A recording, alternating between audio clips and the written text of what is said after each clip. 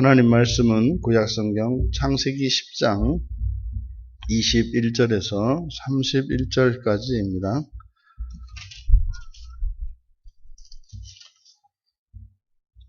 우리 같이 한 목소리로 함께 읽겠습니다. 셈은 에벨 온 자손의 조상이요 야벳의 형이라. 그에게도 자녀가 출생하였으니 셈의 아들은 엘람과 아수르와 아르박삿과 룻과 아람이요 아람의 아들은 우스와 훌과 게델과 마스며 아르박삿은 셀라를 낳고 셀라는 에벨을 낳았으며 에벨은 두 아들을 낳고 하나의 이름을 벨렉이라 하였으니 그때의 세상이 나뉘었으며 벨렉의 아우의 이름은 욕단이며 욕단은 알무닷과 셀렙과 하살마웻과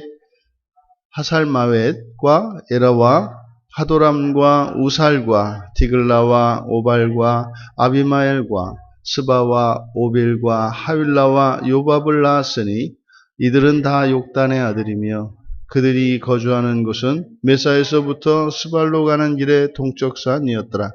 이들은 셈의 자손이니 그 족속과 언어와 지방과 나라대로였더라. 아멘. 셈 자손의 특징이라는 제목으로 설교하려고 합니다. 이제 세 번째로 셈 자손에 대해서 이제 열거하고 있는데 셈에 대한 소개를 이제 세 가지로 소개하고 있습니다. 첫 번째는 셈을 에벨 온 자손의 조상이요. 그래서 에벨을 기준으로 에벨의 조상으로 셈을 이제 소개하고 있습니다. 에벨을 거론한 이유, 왜 에벨의 온 자손의 조상이다. 에벨의 조상이라고 셈을 소개했을까? 그러니까 셈의 자손 가운데 이 에벨이라고 하는 이 자손이 특별한 위치를 가지고 있는 거죠. 그래서 이 에벨이라고 하는 말이 이제 저쪽 너머 지역이라는 의미를 갖고 있습니다. 그러니까 저 너머 지역, 다른 지역이라는 뜻을 가지고 있어요. 그래서 이것이 훗날 이제 히브리 민족, 이스라엘 사람들을 히브리인이다 이렇게 이야기하지 않습니까?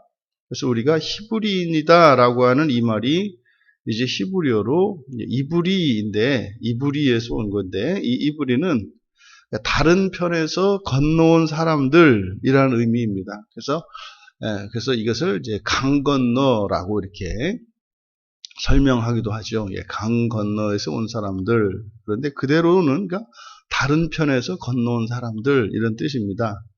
그래서 히브리 민족의 그 이름의 기원과 관계되는 것이 이 에벨이기 때문에 그래서 에벨의 그 중요성, 다시 말해 히브리인이라고 하는 그 이름의 기원 때문에 그래서 이제 후대에 이게 기록된 것이니까 바로 우리 히브리 민족이 이 에벨 조상으로부터 기원하는 것이다. 그것을 이제 모세가 나타나기 위해서 쓴 거죠. 근데 우리가 히브리인이라고 하는 이스라엘 사람들을 가리키는 히브리인, 그러니까 다른 편에서 건너온 사람들이라고 하는 이 의미가 이제 오늘 우리의 신약의 시대에 되돌아보면 이게 하나님의 아들 그리스도에 대한 암시가 있는 거죠. 하나님은 이 세상에서 태어나셨습니다만 저 하늘에서 저 건너편에서 오셨지 않습니까? 그러니까 그런 이제 개념이 이 히브리인이라고 하는 게 이런 개념이 있구나. 이것이 이제 오늘날 우리들에게요. 하나님의 자녀라는 그 말의 의미로 이렇게 우리가 확장시켜 나갈 수가 있는 거죠. 이 세상에서 태어났는데 이 세상에 속한 사람들이 아니라 하늘에 속한 사람들. 그러니까 히브리인이 건너편에서 왔으니까 그 믿음의 조상을 우리가 이제 믿음의 조상으로 삼잖아요. 아브라함을. 그러니까 결국 우리가 가야 할 곳이 어디예요? 저 건너편, 저 건너편이 어디예요? 저 하늘에 있는 하나님 나라. 이런 의미가 있구나. 우리가 이렇게 이해할 수 있겠습니다. 또 두 번째로 셈을 야벳의 형으로 소개를 하고 있습니다. 이것은 함이 막내이기 때문에 야벳과 셈의 관계만 가르쳐 준 거죠. 그래서 야벳과 셈이 이렇게 이제 셈이 형이고 야벳이 동생이니까, 그럼 이제 야벳이 중간에 위치하니까, 그래서 함은 이제 자연스럽게 이제 막내가 되는 거죠. 그리고 이제 세 번째 소개가 그에게도 자녀가 출생하였으니, 그러니까 이것은 굉장히 중요한 의미를 담고 있어요.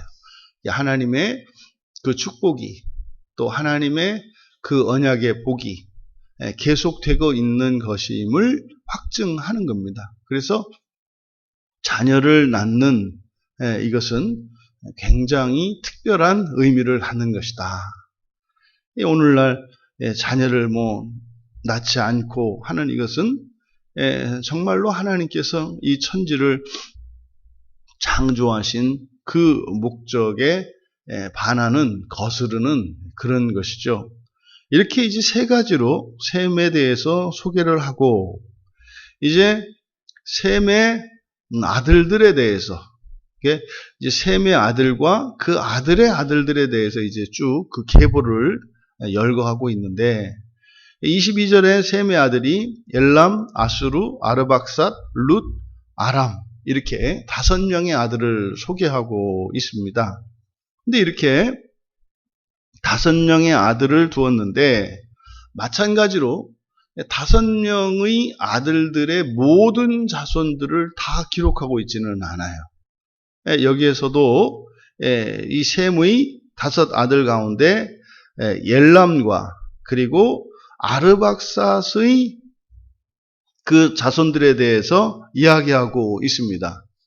그럼 이제 엘람의 경우에 엘람의 아들들 우스, 훌, 게델, 마스 4명이 있었다라고 하는, 그래서 엘람의 아들, 그러니까 셈의 손자들이 되겠죠. 셈의 손자들까지만 소개를 하고 있는데, 근데 아르박삿에 대한 소개는 아르박삿과 아르박삿이 셀라를 낳고, 셀라가 에벨을 낳고, 또 에벨이 2 아들을 낳은 데까지. 그러니까 지금 셈의 계보가 아르박삿을 통해서 이어져 가는 것임을 알 수 있습니다.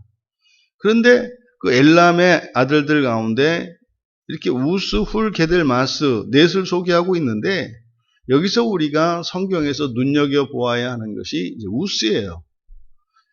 이 엘람의 첫째 아들로 보이는 이 우스는 바로 그 욥기의 주인공인 욥의 고향입니다. 욥기 1장 1절에 보면 우스는 욥의 고향이라고 되어 있는 거죠.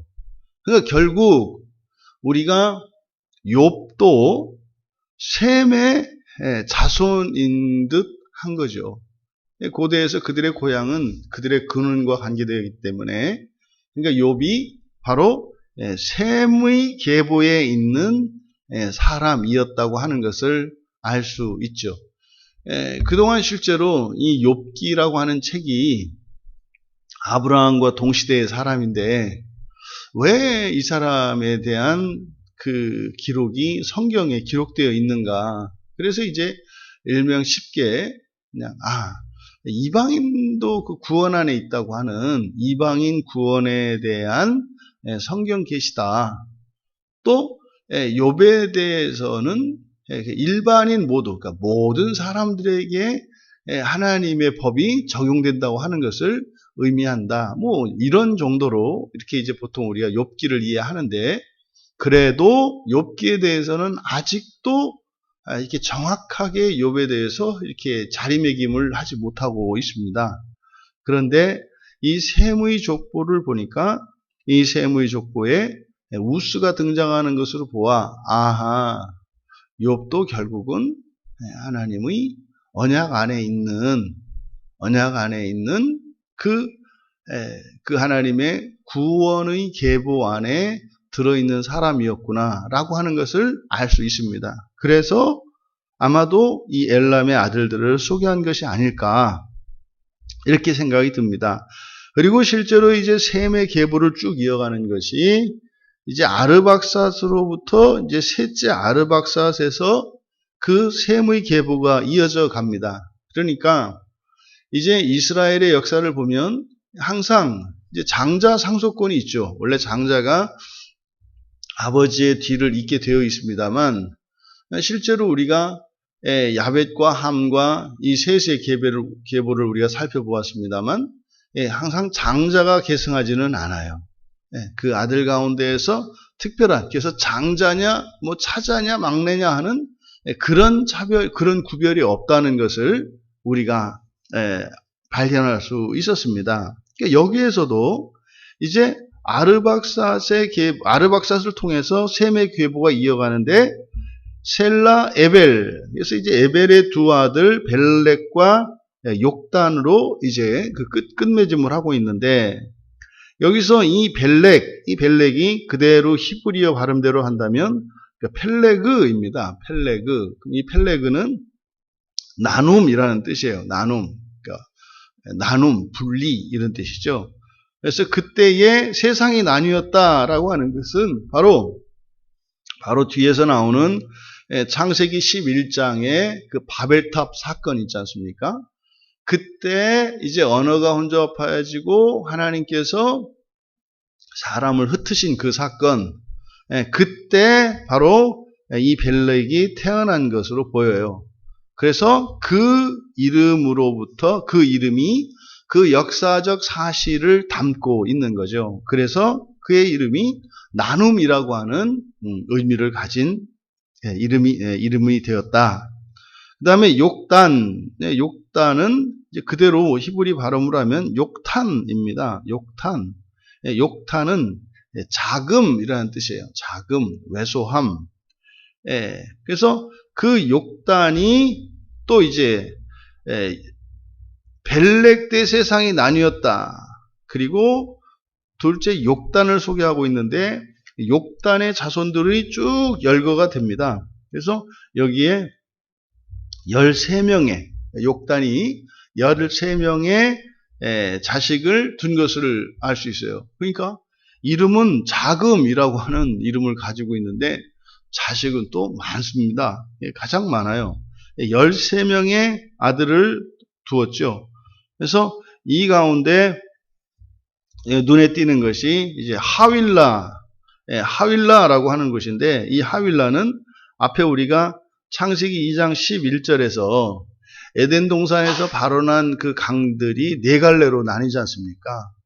그 중에 비손강, 그 비손강이 이렇게 두르고 있는 그 땅이 하윌라라고 하는 땅이에요. 근데 그 하윌라라고 하는 땅은 이제 금이 많이 나오는 땅, 금이 있는 땅으로 소개가 되고 있죠. 그리고 이제 그들의 거주지가 메사에서 스발로 가는 길의 동쪽 산이다. 이제 특히 뭐 이 창세기에 등장하는 이런 지명들은 그 정확한 그 위치나 그것을 찾기가 어렵습니다. 대략 이제 그들이 거주하는 곳이 있었다. 우리가 앞에서도 쭉 살펴보았습니다만, 이들이 거주하는 특정 지역이 있고, 또 그 안에서도 그들이 나라로 나뉘고, 또 그 나라들 안에서도 이 가문에 따라서 또 나뉜다는 것을 우리가 살펴보았지 않습니까? 31절도 여기를 그대로 직역을 하면 이렇게 되는 거죠. 이들이 그들의 땅, 곧 그들의 나라들 안에서 그들의 가문들과 언어들에 따른 셈의 자손이다. 그러니까 그들이 거주하는 땅에서 그들이 언어에 따라서 나라들로 나뉘었고, 그리고 그 나라들 안에는 가문으로 나뉘어 있었다. 그러니까 여러 가문들로 한 나라를 이루고 있었다. 이런 의미인 거죠. 그래서 이 언어라고 하는 것이 우리가 이야기하는 이제 그 언어와는 좀 다른 언어의 특성이다. 이렇게 말씀을 드렸습니다만, 분명히 이 언어라고 하는 것은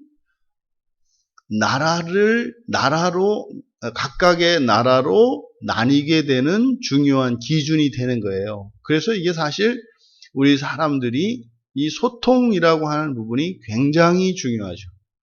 굉장히 중요하죠. 실제로 뭐 같은 언어를 사용한다 하더라도 그것이 소통이 되지 않는다면 사실은 나라가 다른 그런 의미를 갖는 거죠. 그래서 실제로 대화가 없고 대화가 불가능하면 이 법적으로 형식적으로 이런 관계를 갖고 있다 할지라도 사실은 남과 다름이 아니죠. 가족 간에서 이런 대화가 없어요.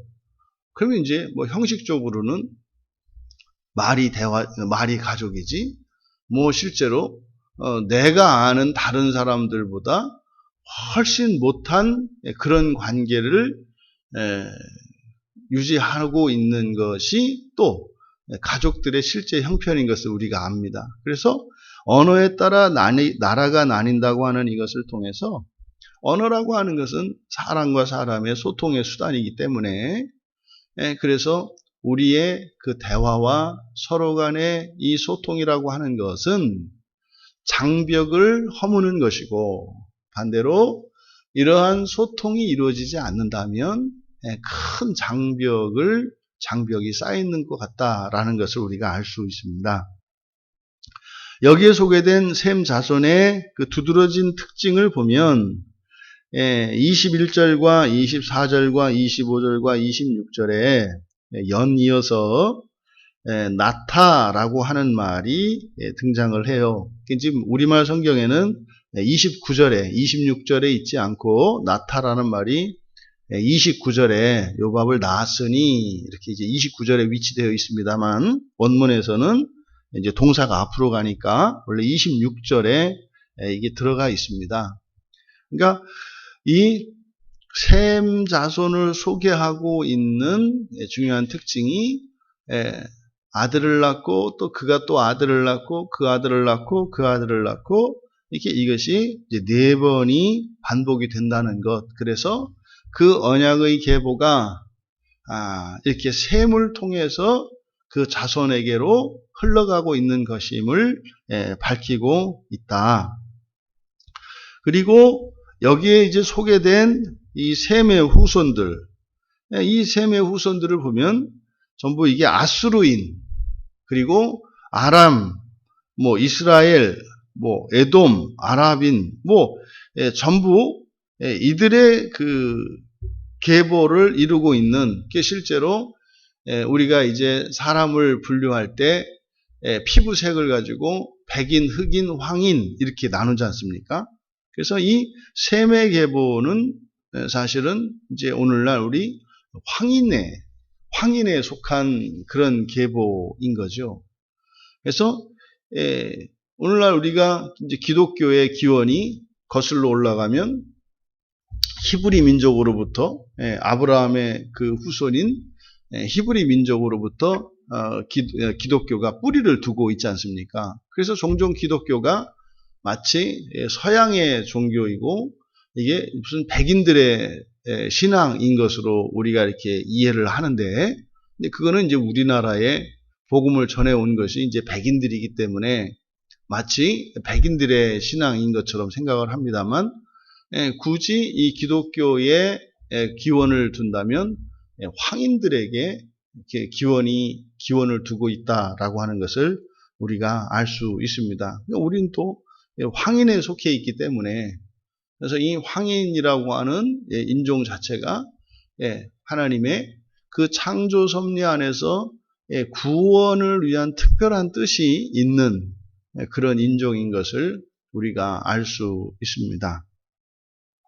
우리들이 이렇게 이제 야벳과 그리고 함과 셋의 이 계보를 우리가 살펴보았습니다만, 이 셋의 계보를 통해서 성경이, 모세를 통해 여호와 하나님께서 우리에게 계시하고자 하는 것이 무엇입니까? 하나라는 거예요.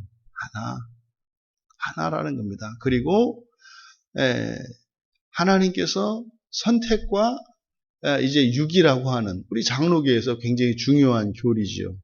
이 예정설이라고 하는 것이, 그러니까 이 예정설이라고 하는 것은 철저하게 구원받은 신자, 자신이 하나님의 자녀로서 택함을 받고 내가 구원받은 것을 확신하였을 때 그것이 나의 어떤 자격이나 노력이나 공로에 의한 것이 아니라 절대적인 하나님의 은혜에 의한 것이다 라는 정도로 예정을 이해해야지, 이 예정을 날 때부터 어떤 사람은 구원받도록 예정되어 있고 날 때부터 어떤 사람은 버림받도록 예정되어 있다라고 하는 생각은 성경에 맞지 않는 것임을 우리가 알 수 있습니다. 결국 지금 우리가 살펴보았던 이 노아의 세 아들, 다시 말해 구원 택함을 받고 방주에서 홍수의 심판을 면하고 구원받았던 노아와 그 세 아들로부터 현생 인류가 시작이 되는데, 그들에 대한 계보를 통해서 우리에게 교훈하는 바는 무엇입니까?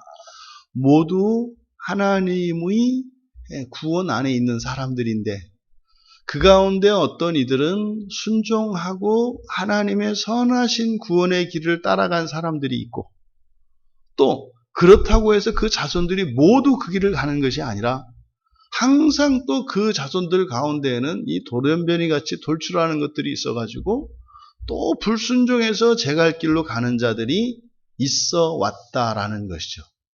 이거는 마찬가지로 주님 오실 때까지 이 세상의 끝까지 그런 일들은 계속 되어질 것입니다. 그래서 구약의 이스라엘이 하나님으로부터 그 시대에 특별한 쓰임을 받고 사명을 받았습니다만 결국 그들이 그 거룩한 사명을 저버리고 불순종하고 제 갈 길로 갔을 때 오히려 그것이 이제 예수님께서 오셔서 그 사도들을 세우시고 그들을 통해 이방 민족들로, 그러니까 이 이방 민족이라고 하는 것도 바로 히브리 사람들, 이스라엘 자손들의 기준으로 보았을 때 이방 사람들인 거죠. 근데 그것이 마치 그것이 이스라엘 자손에게서 이방인으로 옮겨진 것처럼 우리들이 이해해 왔습니다만 결국은 뭡니까? 다시 하나 되는 과정인 것을 우리가 역으로 알 수 있는 것이죠. 우리들이 인생을 살아가실 때 우리들 안에 있는 이런 차별이 있습니다.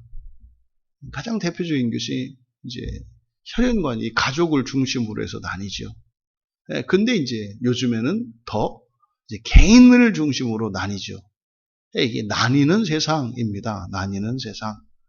하지만 우리 그리스도인들은 그렇게 나뉘는 세상을 나누며 살아가는 자들이 아니라 나뉘어진 바벨탑 사건 이후에 나뉘어진 이 세상의 모든 민족과 나라들을 그리스도 안에서 한 나라를 이루며 살아가는 사람들인 것을 기억하셔야 할 것입니다.